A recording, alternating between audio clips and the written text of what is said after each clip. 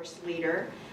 While Heritage Heights took on the campus of care, Kathy Miller took on the in-home services for the community.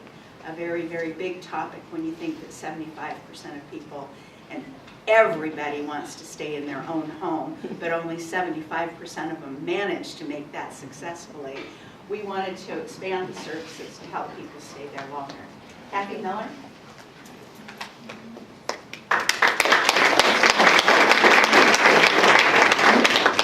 Good evening. The summit back in 2016 was very productive. We were really encouraged by the number of people that were there and the fact that they supported us, which made us feel that where we were going was in the right directions. As Amanda says, I was in charge of the in-home group, which is in addition to the campus of care. It was clearly stated in the summit that we really needed in-home care services being provided for the people in this community.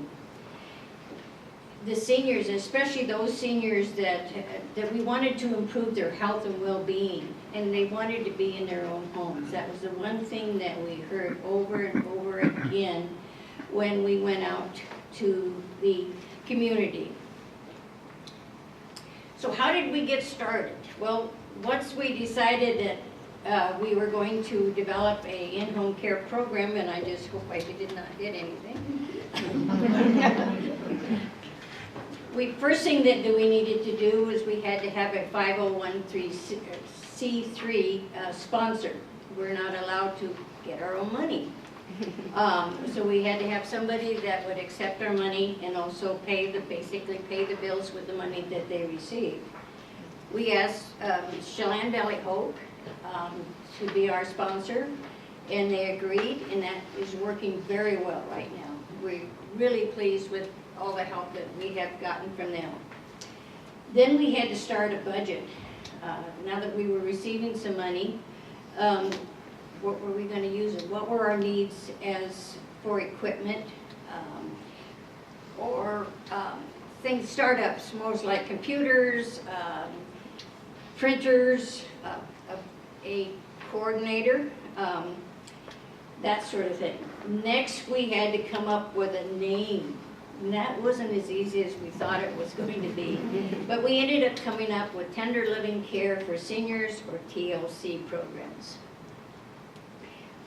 Next, we had to come up with some policies and procedures. Everybody has to know what they have to do, or why they have to do it, what they can do, and what they can't do.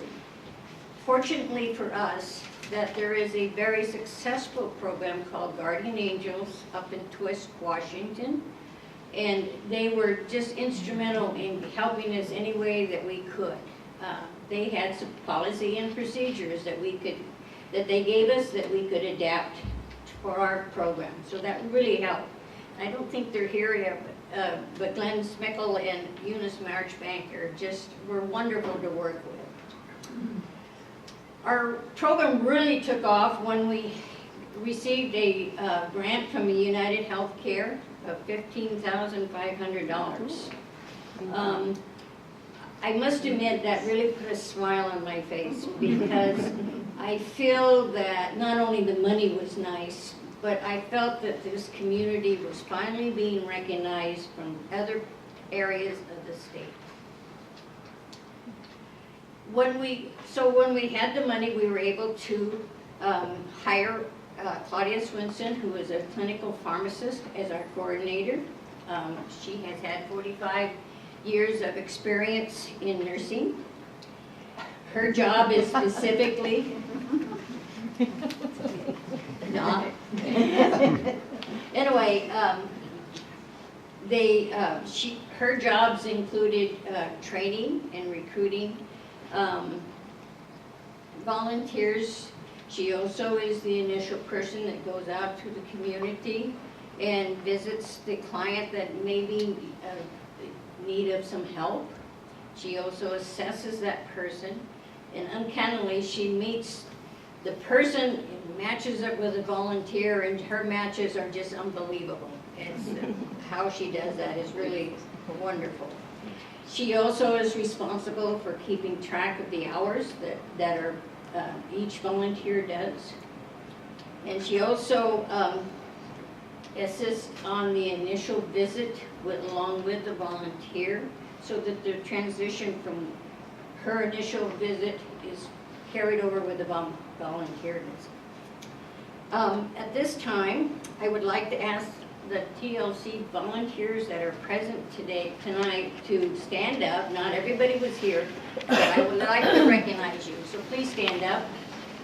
Oh my goodness.